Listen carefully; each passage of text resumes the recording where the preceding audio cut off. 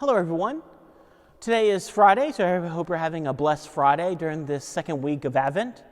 And today is our conclusion to looking at the scripture passage of Mary's visitation to Elizabeth.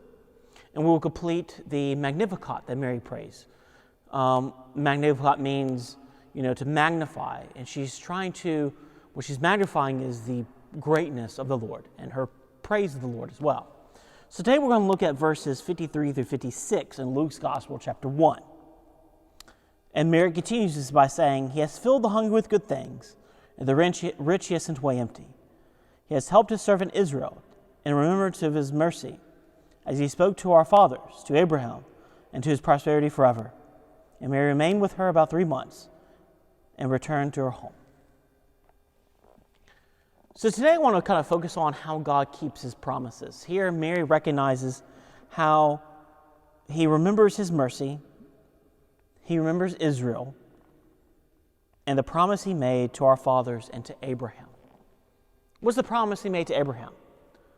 That he would be the father of many, many generations, and that he is now the father of faith because of his faithfulness to the Lord.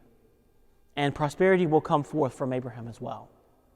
And the Lord will bless him and his generations to come. And looking at that, it kind of shows us that God always keeps his promises. Maybe it's not in the way that we want to or pray for. Maybe it's not always the way that we were expecting. But God always, always keeps his promises to us. And the great promise that he makes is he's going to always seek to save us. He's always going to seek to bring us closer to himself. And what Mary's connoting here in the scripture passage is calling all of us to remember that the Lord promised this. He promised he was going to save us.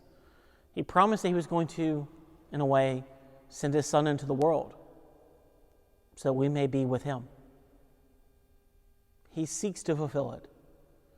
And the great thing with this promise is that, and the thing to ask ourselves is, do we keep our end of the promise? It was through Abraham's faithfulness to the Lord that he was blessed with many generations. Do we keep our end of the covenant? Is kind of the question there. And that's kind of what we should reflect on for Advent. And the fact that we can trust that the Lord will always keep his promises to us.